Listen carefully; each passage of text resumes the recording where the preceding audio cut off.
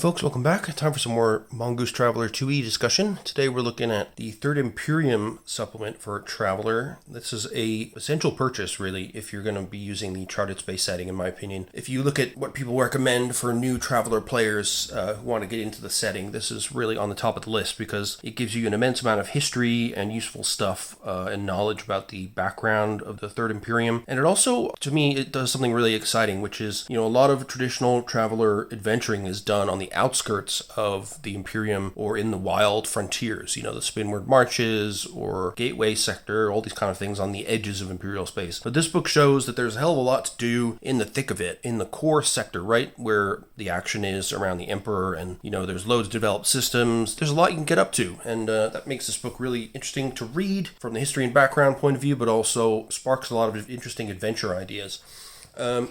So a quick look at the back, the blurb here. So it's the greatest interstellar empire in the history of charted space. Its emperors have reigned for 1,000 years, building a utopian society based on the pillars of duty, honor, free trade, and a powerful navy, which we looked at in our last video. But it does have a dark side. It's committed genocide on its own worlds. Its leaders have assassinated and murdered each other. There's been civil wars, but still has survived. But it's at a crossroads in the moment. The book contains everything you need to be an adventurer in this exciting heart of the Third Imperium. So you've got poster map of the core sector, which is covered in great detail in the book. We've got detailed descriptions of the people, society, military forces, and power brokers of the Third Imperium. The complete history of the Third Imperium as it has never been told before. Core sector, which includes playable human and alien races and world descriptions for all 16 subsectors. And you get new starships, vehicles, weapons, armor, and gear for use in core sector campaigns or anywhere else. As I mentioned, the galaxy is rich with opportunity, no more so than the heart of the Third Imperium. So it's a place where you can really build up a campaign about building influence, getting involved in politics, getting screwed around by politics. It's all in good fun.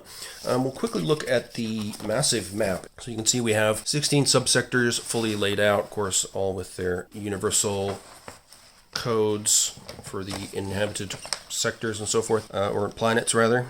All along here, you've got your gas giants highlighted for wilderness refueling. Here we have a nice bit of perspective. So the core sector is really right in the middle of the Imperium. The Zordani consulate out here. You've got the Great Rift here. The Vargar extends up here. So you get a good sense of place here. And the Aslan down here with the Solomani off the bottom of the map.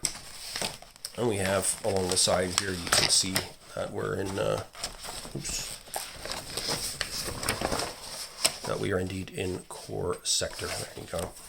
And as we go up, you can see interesting stuff like the Sylean worlds, which are a red zone, so be careful around there. But you can just see there's a lot of density of inhabited places here. We've got a lot of X-boat routes, so this is going to be a very active and dynamic part of Imperial society, which makes it pretty interesting for traveling. And because of this book, there are more Traveller campaigns out there looking at the core worlds and not just along the frontiers. The frontiers are fine, but you can only do Firefly so many times, in my opinion, before you need to move on a little bit.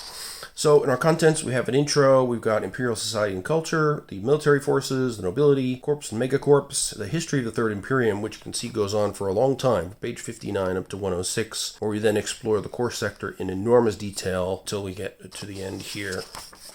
So I won't really go through the details of history and stuff like this, but it's primarily written for the referee, this book. So you can use this particularly to run adventures in core sector, obviously. There are secrets here for the referee, like patrons and, interesting tidbits about planets and so forth. So travelers who are interested in the history of the Imperium, they can read up until the description of the core sector starts. But beyond that, you want to sort of leave the rest of the referee so as not to spoil you. The convention used in the book, so there are 6 major races, humanity and its many variations. The Aslan, the Vargar, the Kakri, the militant vegan destroyers, the Hivers, and the Droin. So each of the major races has their own dating system, but the game uses the Imperial dating system, and the current year is 1105, the 1150th year of the Third Imperium. And they talk about Imperial society and culture, including the particular role of trade as a lifeblood of the Imperium. So free trade and open communication have been a huge part of keeping the Imperium united and successful for all this time. And that, of course, we saw in our last video is a big responsibility of the Imperial Navy, which is enormous. And we talk about the technology level of the Imperium. So the Imperium has the highest technology in charted space. They've achieved tech level 15, and only the Kakri, the Hivers, and some of the Vargar have matched this level. level. The Aslan, the Jordani, and the Soleimani are standardized on 14, and so this means that at tech level 15 they can have jump 6 drives, which is a big deal, and they get much more power from fusion reactors and other important scientific innovations. So it's a big advantage, especially when you have the psychic monstrosities of the Jordani just on your doorstep, the Vargas to the north, the Kukri to the west. There's enemies all around, and the Soleimani, of course, to the south. So Soleimani were the so-called original Earthlings. In the cruel twist of fate, the Third Imperium currently controls Sol Sector,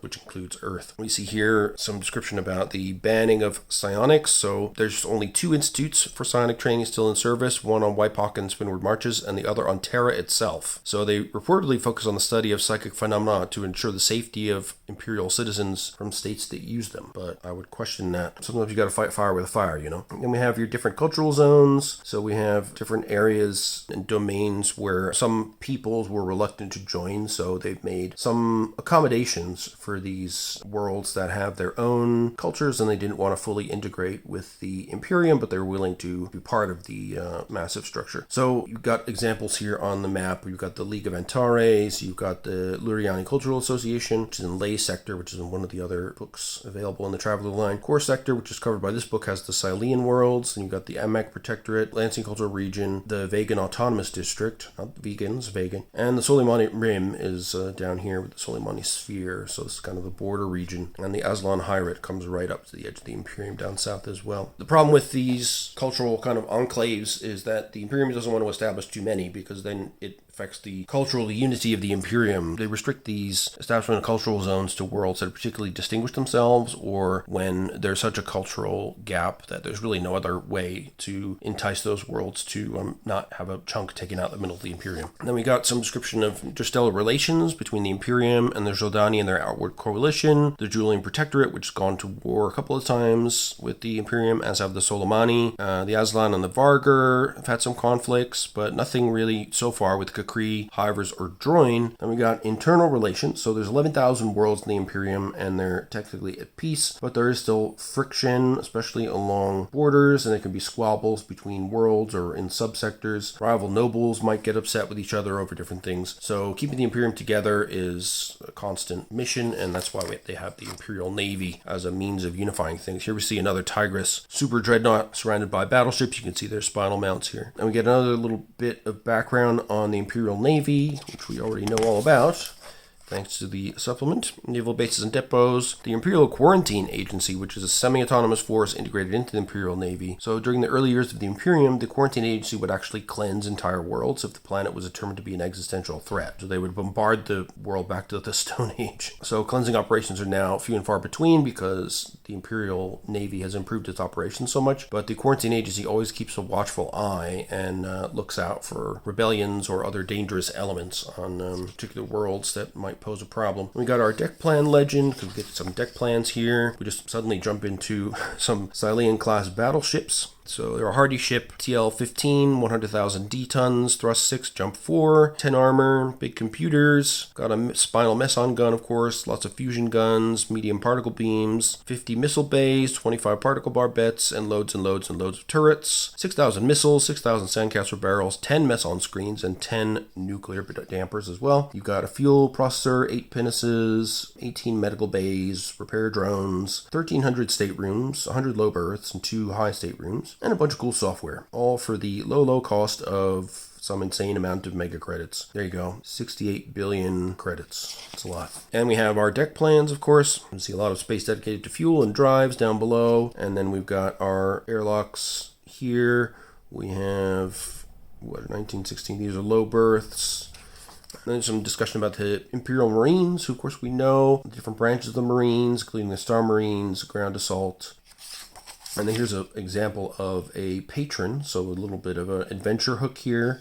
And these are scattered throughout the book, which is nice. And here we have some stats for Imperial Assault Marines in full battle dress. So they get plus 31 armor, which is insane, that can absorb 350 rads. They need vac suit skill 1, though, and it weighs 130 kilos. You can get advanced life support, anti-missile system, camouflage, enhanced mobility, enhanced strength, grav assist, fuel cells, integrated weapon mounts, up to 2, prismatic aerosols, and even a sensor suite. Got disposable reentry kits. They're the poor man's escape pod.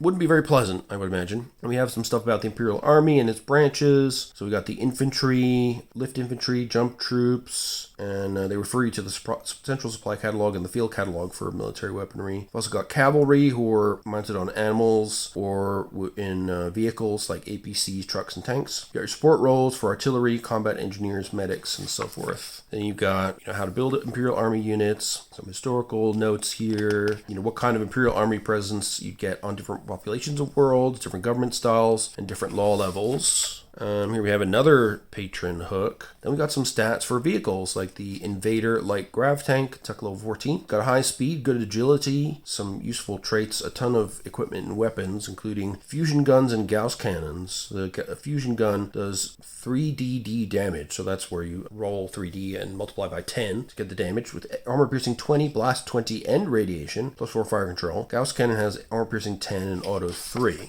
Got the Trepida Grav Tank, which is tech level 15, a little bit higher. It's got a 3D fusion gun as well, but just one. Armor piercing 15, auto 2, blast 10, and radiation, so it's got additional auto capability there. There are also different types of rapid fire fusion guns laid out here, different levels of cost and different traits. We have the Grav APCs. This is an armored personnel carrier. They have a ton of useful equipment, including a VRF Gauss gun with 4D of damage, armor piercing 5, and auto 8, so that'd be more of an anti-personnel situation.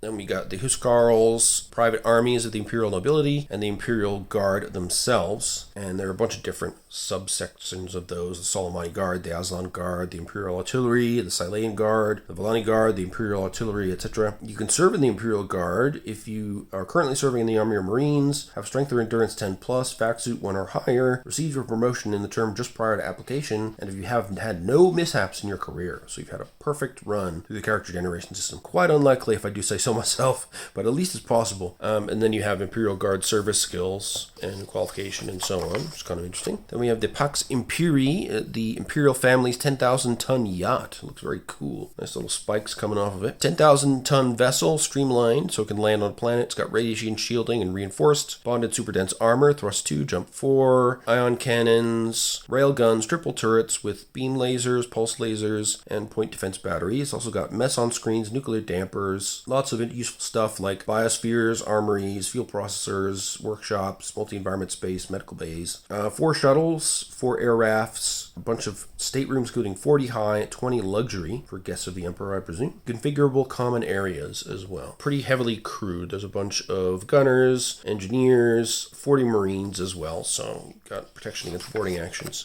And here we have the deck plans of the Emperor's private yacht, which is pretty cool. Then we have details on the Imperial Scout Service, the different branches, survey, communications, and exploration, and the different types of 5 survey classes that they have. Class 1 is a quick survey from 1 to 2 parsecs away. Class 2 is a week in system. Class 3 is 10 weeks with landing parties. Class 4 is a detailed survey of the main world inhabitable zones for 30 weeks. Class 5 is probes and surveys of all planetary bodies, including landing parties. It can take 5 to 10 years. Wow.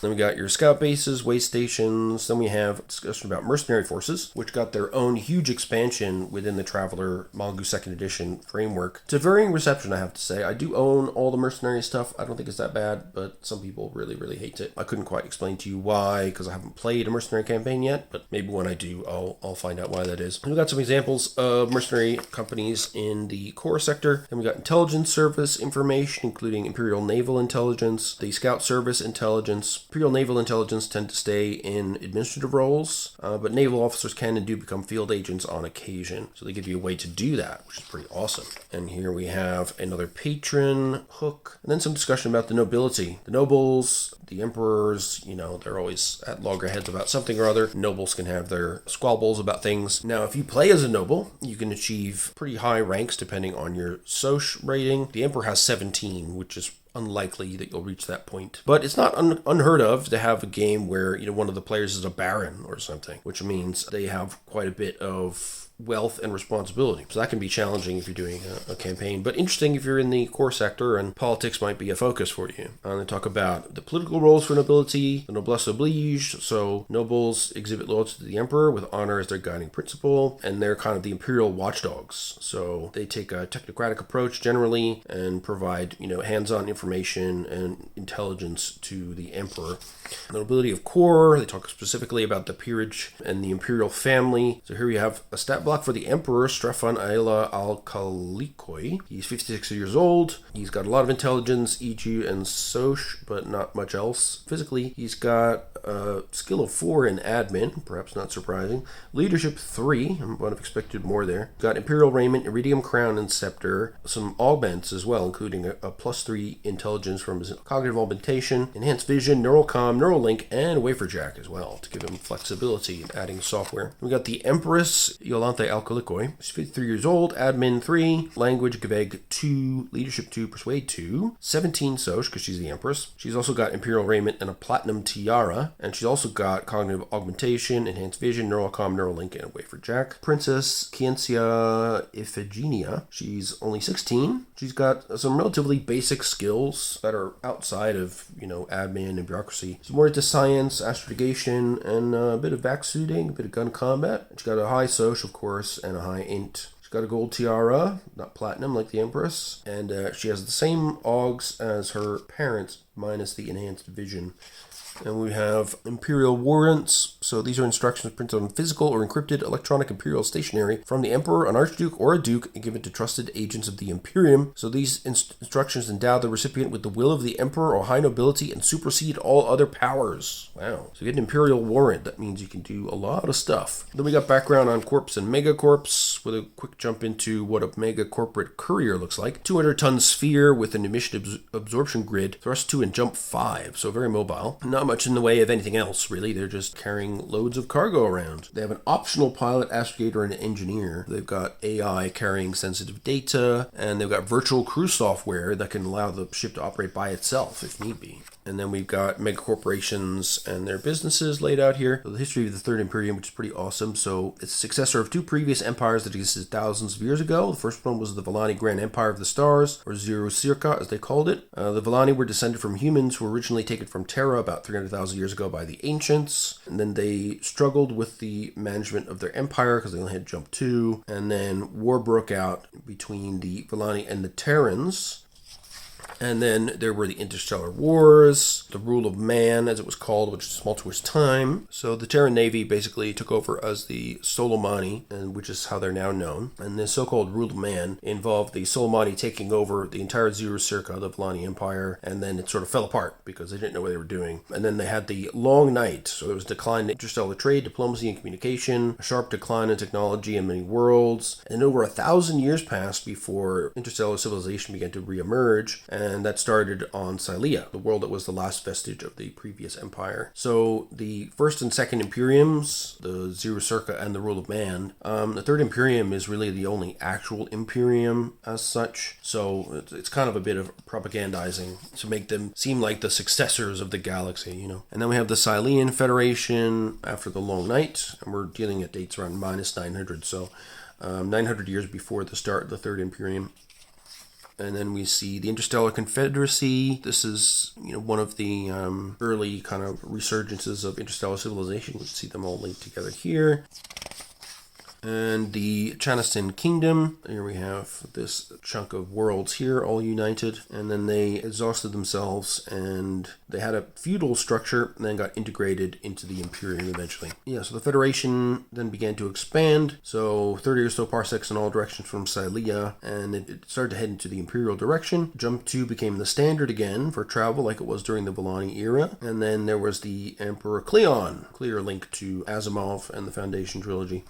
There's some secrets here. We'll leave for your imagination. And then finally we get up to year 0. So year 0 is the milieu, as it's known, for campaigns in Traveller 4, which was the 4th edition of the system designed by Mark Miller and Imperium Games. I have most of the books for that, so we will look for that at some point. It's an interesting and overlooked member of the Traveller family. It's kind of the black sheep in a way, along with Traveller, the New Era. People talk about Classic Traveller, Mega Traveller, and Mongoose Traveller, but the New Era and Traveller 4, or Mark Miller's Traveller, Traveller, as it's known as well, get overlooked. But I'd like to talk a little bit about those because they have interesting elements to them, including really nice construction systems if you're into that sort of thing. So we get to year 0 and the start of the Third Imperium. Then the fledgling Imperium starts to grow.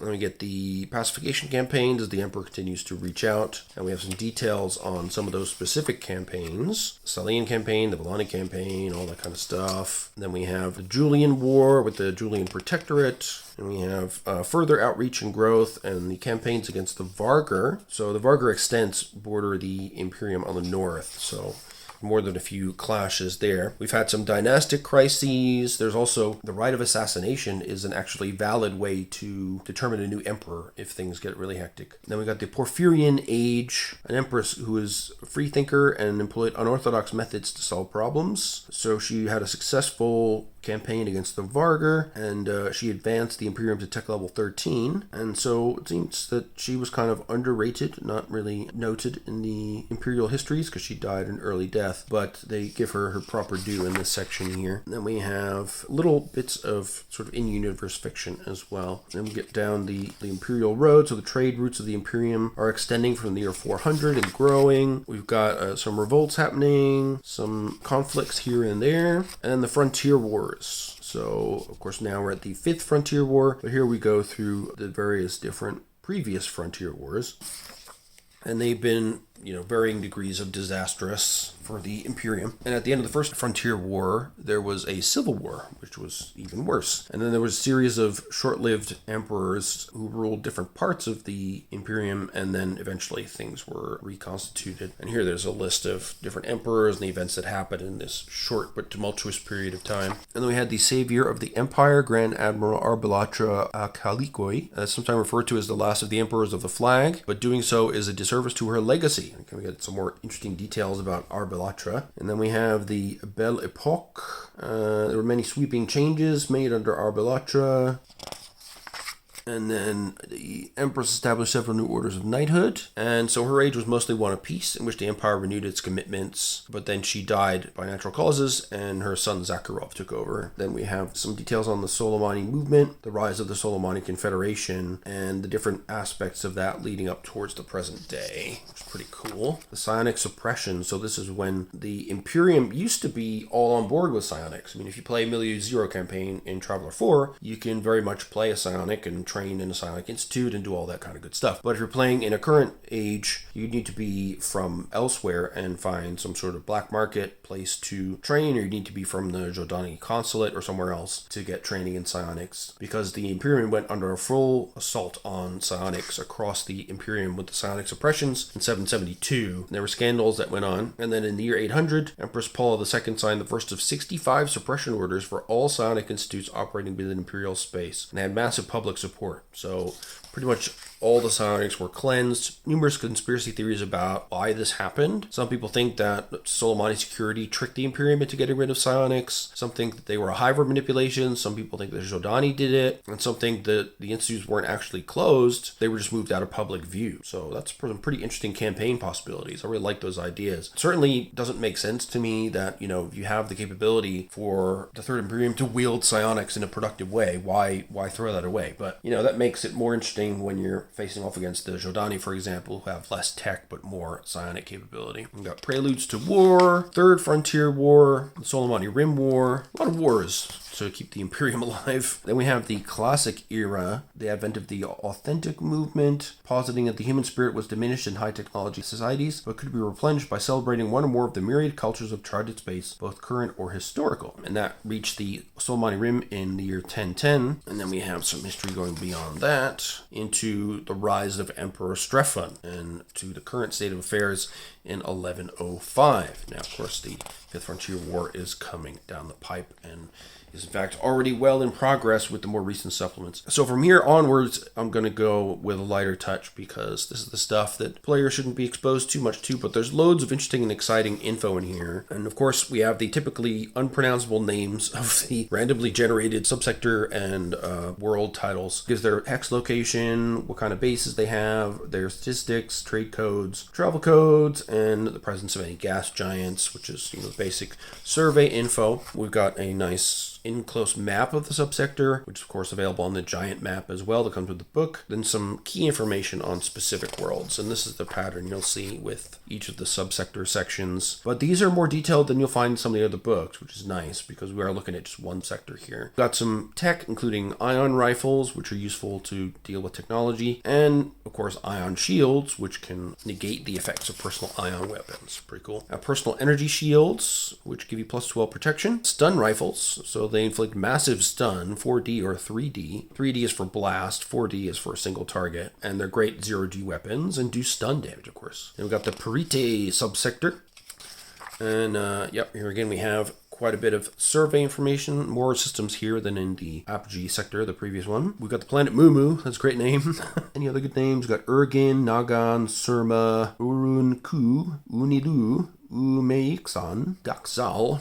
Yep, I don't know pronunciation, so we're just going to go with it. We've got some details about some cool planets, popular destinations, both for tourists and off the beaten path, key places like Imperial bases. We've got the legendary Silk Road between Valand and Capital, known as the Anilic Run, and this is actually a large adventure you can run in Traveller 4. So again, Traveller 4, Milieu 0, if you're interested in Imperial history, it's worth a look. It's a bit of a weird game. Unfortunately, there's a ton of errata for the books, which is annoying, but you know, it's still fun to play. If you're a gearhead, it's got good systems for designing every kind of weapon, ship, vehicle, whatever you want. And here we have a corporate sponsored Far Trader, which is the class Empress Porphyria. So this is a 200-ton ship with thrust 2, jump 2. It's got a computer 10, civilian sensors, a double turret with accurate high-yield pulse lasers, a single turret with intense focus, easy-to-repair laser drill, the usual fuel scoops, fuel processors, cargo scoops as well. So this is a nice little option if you want to get a different type of Far Trader. You don't mind having a corporate sponsor plastered on top of it.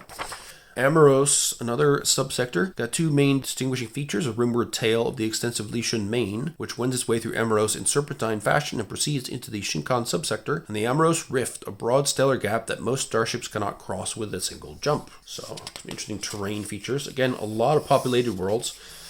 Common aspect of the core sector in general. So here we can see some of those big gaps here. I mean, if you want to get from here to here, you've got to go, a roundabout way. If you've not got jump 5, that's a lot. So most ships can't do that. Then you have got some details on particular worlds. Lagashin, Unagilu, which has an interesting animal there. The Coville's Ox with 85 hits, speed of 8 meters, skills in melee natural 2, recon 1, survival 1, a trample attack for 4D of damage. Yikes. Got the tough and large traits and plus 6 armor, but it's an herbivore. Just don't piss it off, you'll probably be fine. We have stats as well for the official Scout Service EVA suit, which got Riggs and Waldos on it, plus 12 protection, and it can absorb 150 rads, but you need Vac Suit 1 for that. And then we got Shinkan sector. It's a subsector that's important, but a bit of a backwater. So they say it's got potential here to be a shining pearl, but it's never quite reached that point. Here we see, yeah, it's quite dense here in the middle. Not too many large gaps. I guess you'd need a jump 3 to get up to Minos, but it's an amber zone anyway, so you probably want to avoid that and stick to the green main routes here. Some interesting stellar systems. And there's a planet called Dim, which is a cold, barren world, far outside the habitable zone. Its star a distant speck. Life on Dim is, well, not bright, but the world does have some intrinsic value. Like that. And we have the Dim Highport Cargo Robot. That's unique to the area. It's pretty cool. It's got 50 hits. It's a walker, inadvertent trample attack, so it's an attack on purpose. Cargo robot, basically. We've got Minos with its own local culture. It's allegedly a double amber zone. Naval ships of unusual design have been seen jumping out of the system without reappearing at any of the worlds in the interstellar neighborhood. It's believed these ships are jumping into the empty space somewhere between Minos and Kalende for what reason no one knows. So again, cool adventure hooks scattered throughout this book. Then we've got Sanchez sector, Sanchez, something like that. Large number of worlds here with bases as well. You can see it's very dense. Sanchez itself is in an amber zone here. Sparse in terms of the expo routes, which is kind of surprising given the density of the worlds here. We have Arlaun, which orbits a bright blue-white subgiant star called Kir Akilonginas.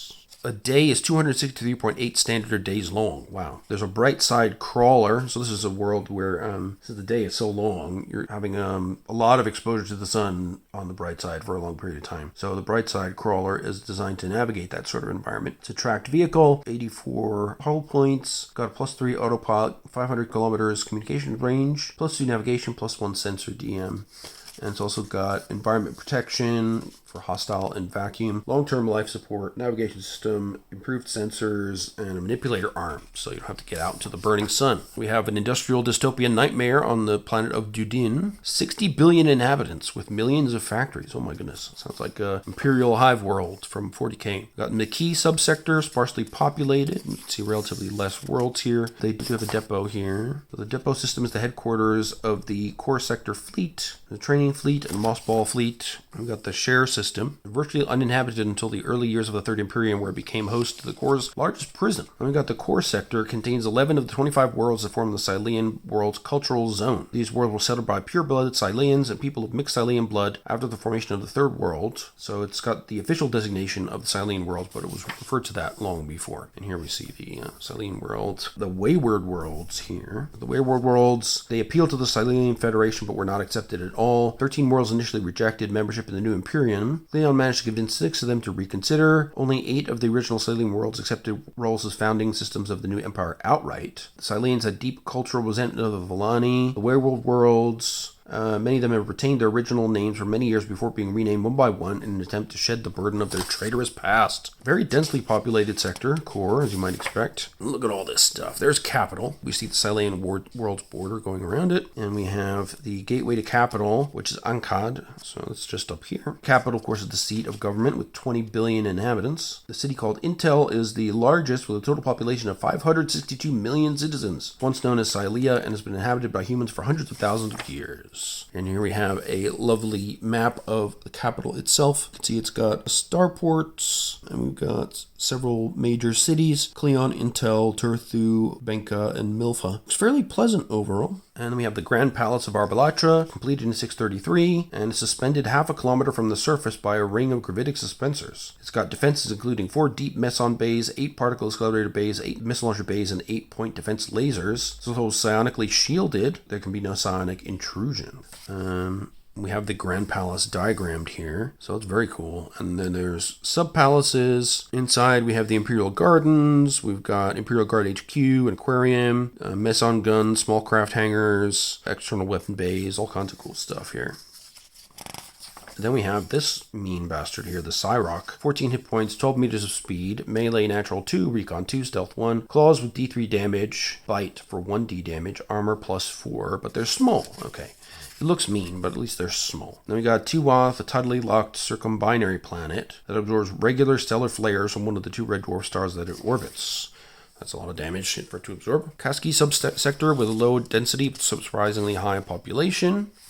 Still part of the Silean worlds around here, this blue bit. There's 2 stellar chasms, which we talked about here. No red zone worlds in this sector, which is nice. And then we have this weird thing, the Ganmead, 24 hits. It's a sea-based creature with 12 meter swing speed, melee natural 1, athletics dexterity 1, recon 1, survival 2. Can bite for 1d plus 3, ouch. Got the traits aquatic, armor plus 4, camouflage, echolocation, and heightened senses, and it's a filterer and scavenger. We've got an expeditionary crawler, so custom designed to travel on worlds like in Shinganmi, spiked treads, and an array of anchors to keep it being thrown about by high winds. It's very slow, 158 hull points. It's got advanced autopilot, bunks, of course, because it's very slow. Fire extinguishers, hostile environment protection, naturally, and long-term life support. Makes sense. Good autopilot, long communications range, +2 navigation, +1 sensors. Got the Explorer mini sub as well. So it fits into the expeditionary crawler rear compartment, and it can deposit it into the ocean, can look for mineral deposits. It's also camouflaged to avoid contact with the local Sophont species. It's got fire extinguishers, samplers, holding tanks, and sensors, and it's got a good camouflage, -4 to recon DM. And we got Kinra Ash, a moon of a circumbinary gas giant, and we've got a weird alien here with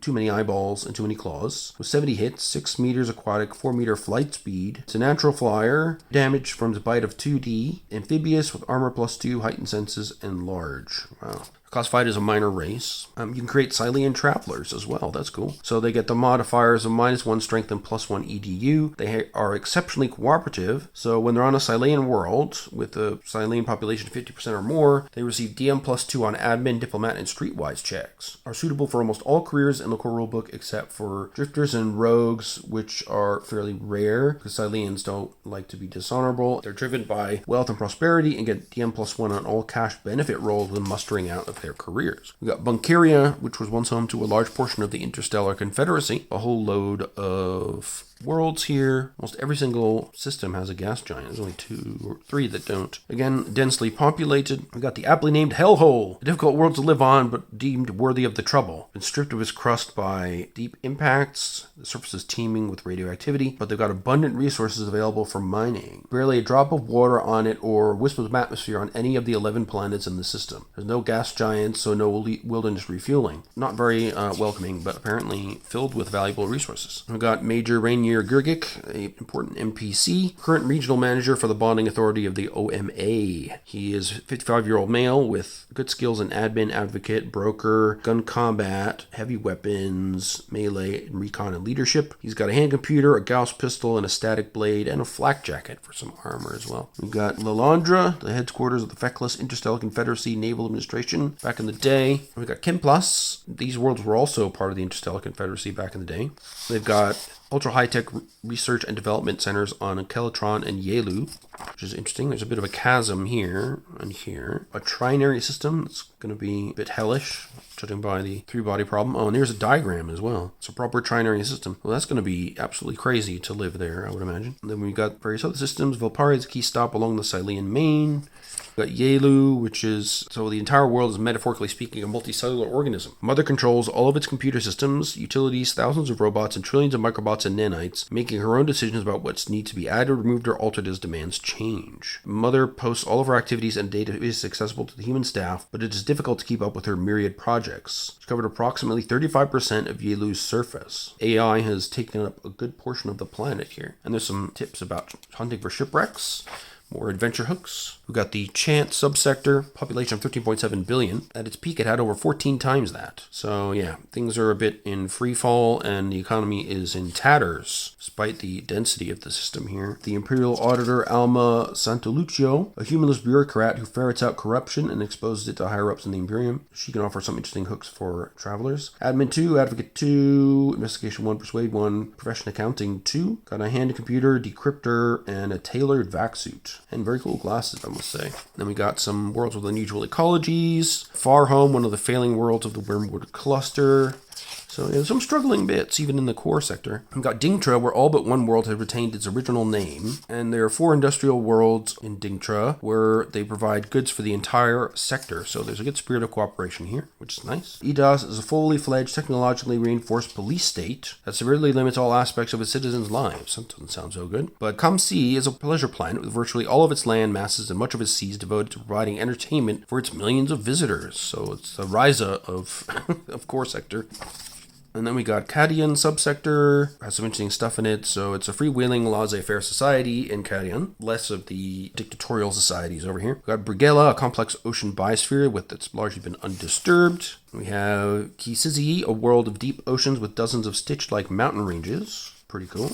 The world of Planned Progress, Leah, where there's a complex terraforming going underway. We've got Night, the origin world of Uni Beto Ponti, or the Whistlers. A small species with an average mass of 25 kilos and a length of 40 to 60 centimeters. They resemble large, fat, and hairy caterpillars with up to 96 small legs, the front 6 of which are larger and more coordinated than the other 90. They have 4 sexes, male, female, neuter, and matcher. And you can be a Oni Beto Ponti or Whistler Traveller. Alright, they get D3 for Strength, Endurance, and Soch, 1D plus 4 for Dex, 2D minus 1 for Int, and 2D for EDU. They're not actually less intelligent than the major races, but the reduced intellect reflects their extreme focus. They have the traits of Sticky Feet, so they can climb just about any surface. They're sneaky and automatically have Stealth 2, and they can hear sounds from an extremely low 20 Hz to a high of 60 kHz. So Reference is host to the Scout Service and the Core Research Station Alpha and the prestigious University of Atkayan. The capital city is called Encyclopediopolis, the city center including a grid of towers, each of which representing an imperial sector and organized in the same order that they're found in charted space. And here we see a diagram of that. We have all the sectors of the Imperium laid out in this way. It's kind of weird. It's got the largest body of information and artifacts ever collected by humanity. So there's an idea that there might be a second reference. It's a backup. because it's so much valuable information there. Then we got the Argushigi ad Magashula Bilandin, the Librarian, or Libby. It's an Azanti High Lightning class cruiser, so it's a fairly older style cruiser by Imperial standards, but 60,000 D-tons, reinforcement, bonded super dense armor, so not too much, only 5. Particle accelerator spinal mount, tech level 12, and small muscle base 24, fusion barbettes 40, 199 triple turrets, 130 Sandcaster triple turrets, loads of missiles, loads of Sandcasters, 6 mess on screen, 6 nuclear dampers, 5 docking spaces, 5 pinnaces, 5 scout carriers, and a bunch of fuel shuttles. So yeah, this is a refurbished cruiser permanently assigned to the reference scout base, modified for use by scouts. The fighter wing, launch tubes, and recovery deck have been replaced by docking spaces for 8 Type S scout couriers and 2 full hangars where they're serviced. Their armories have been replaced with laboratories, libraries, and a mail distribution array. The ship's intellect program is a TL-15 prototype that approaches the functionality of a conscious intelligence. An entrance to the name Libby may be treated as a computer-bound NPC with IN-13 and EDU-13, with a range of skills that can be uploaded, changed, and improved, typically in the 2 to 4 range. Oh, cool. Then we got some diagrams. Chinar subsector, dominated by its capital, Arsis, which owns 4 of the worlds in the subsector. There's tensions running high in the subsector with 9 systems designated as amber zones. Oh, yeah. 9, yeah, 9. Then we have the Duchess Collier Hajesta de Mai. So she's a female, age 68. Very high Soch at 15 because she's a Duchess. She's got some admin, athletics, flying, gun combat 2, heavy weapons, leadership 4, melee blade 4, persuade 4, recon 2, tactics military 3, vac suit 2. She's tough. She's got also muscular bridging, neural comm, neural jack, wafer jack. She's got a marine static cutlass when in dress uniform, a laser pistol, high yield, 4D damage, personal energy shield, plus 12, or tech level 15 battle dress for plus 25. So not easy to assassinate her. Then we got some details about the worlds in this tumultuous subsector. Count Rolfo Menderes of Gadakis is originally from Night, and now runs a government based on a high degree of specialization with each of its widespread oceanic provinces, focuses on a unique industry. We've got Hilev, home to a human minor race of sorts. Not seeded there by the ancients, that's interesting. And then we have the Wardshilef class battleship, the pride of Diminam shipyards. 200,000 D-tons, close structure. It's a bit spherical with a kind of hoop skirt, if you like. Radiation shielding, 3 armor, thrust 6, jump 4. And it's got particle accelerator spinal mount, TL-13. 24 large missile bays, 10 medium meson bays, 30 fusion gun bays, small, 120 plasma barbettes, 500 triple turrets with lasers, 200 triple turrets with sandcasters, 20 Type 2 point defense batteries. It's got 40 meson screens, 20 nuclear dampers, and a load of other stuff. It's also got launch tubes, recovery decks, 5 deployment shuttles, 20 heavy fighters, and 4 air rafts. So yeah, it's a big boy. Outdated tech-wise. Some replacements will be done to bring it up to tech level 15 eventually, I would imagine.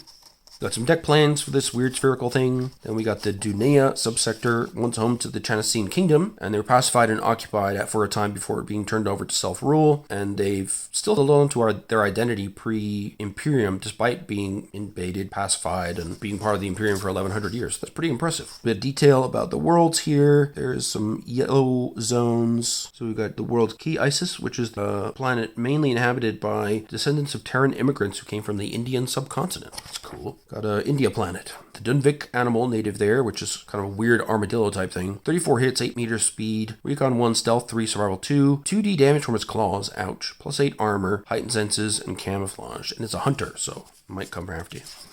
We've got the Salo logo for the Salo merchant lines. Sargon, the core's most populated subsector with 286 billion sophons living on 39 worlds. Wow. And then we have the light cruiser, the Starburst of Extreme Heroism class, or SEH class. 30,000 D-ton streamlined so it can land on a surface. Radiation shielding, 8 armor, 6 thrust, jump 4, mess on spinal mount. 6,000 tons of it, 5 fusion barbettes, 50 triple turrets with long-range beam lasers, 150 missile racks on triple turrets, 10 sandcaster triple turrets, and 3 small tractor beams, 10 nuclear dampers but no meson dampers, tons of missile storage, briefing rooms, repair drones, unrep systems, workshops, 5 modular cutters, and an air raft on board, and yeah, nice light cruiser there with a cool name.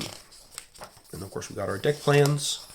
Then we've got our survey data and map for Sargon subsector. A little bit of detail about key worlds. So Igla, governed by the Church of Preservation, which emphasizes that all resources are finite and restrictions on the use of technology are necessary for all of its citizens. We've got Sargon. The Anarch of Sargon is a powerful computer network that manages the lives of the planet's 10 billion inhabitants. It's cool that, within the core sector, there's so much variation in culture as well. You can also create a traveler of this weird mollusk species. They have this big dorsal carapace with strong natural protection. Relatively few of them leave their home world, but some do, and most popular choice for them are the Scout Service, Navy, or their own planetary navy. They have modifiers of Strength -2, Dex +1. They have a carapace with natural protection +6. They have composite imaging, so they can use their senses on worlds with atmospheres 3 to 7 to create a detailed composite image of events that occur out of visual range, similar to the psionic clairvoyance talent. It doesn't work with events that occur behind a sealed environment like a starship or behind a vault or an airlock. They can also communicate with one another up to 5 kilometers away without the benefit of a radio, using their pheromone excretion abilities and heightened senses of smell. That's interesting. And also kind of gross.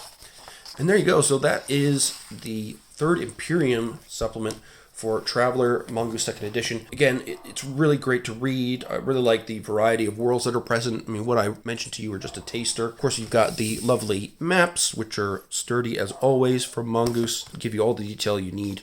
I really wish I could have somewhere to like hang those up or do something cool with them, because I got a ton of them by now. But yeah, if you're into the Third Imperium setting, then I would call this a must buy. I mean, the history is really interesting. Again, I only barely touched on the essentials in this video. There's a lot more to discover. You know, there's a few new options for traveler species in there. There's loads of adventure hooks. There's a few cool patrons, and everything that you read in here gives you a little bit of a hook that might spark an idea for a campaign or something interesting that you could do in that sector. So it really drives home the point that highly populated worlds can be a great source of traveler fun. You don't have to just be tramp tradering it out in the far frontiers, but being in the civilized core of the Imperium, such as it is, can actually be really entertaining and really, really full of variety as well. So anyway, I hope you travelers out there enjoyed this. Let me know what you think in the comments below. I'll be talking more about traveler stuff as we go on and as I use more of it in my campaigns and everything. I'm looking forward to buying some of the 5th Frontier stuff, hopefully in a month or so when the budget frees up. By the way, if you want to help out my budget, please do donate at the Ko-fi link below. But yeah, I hope you enjoyed the review,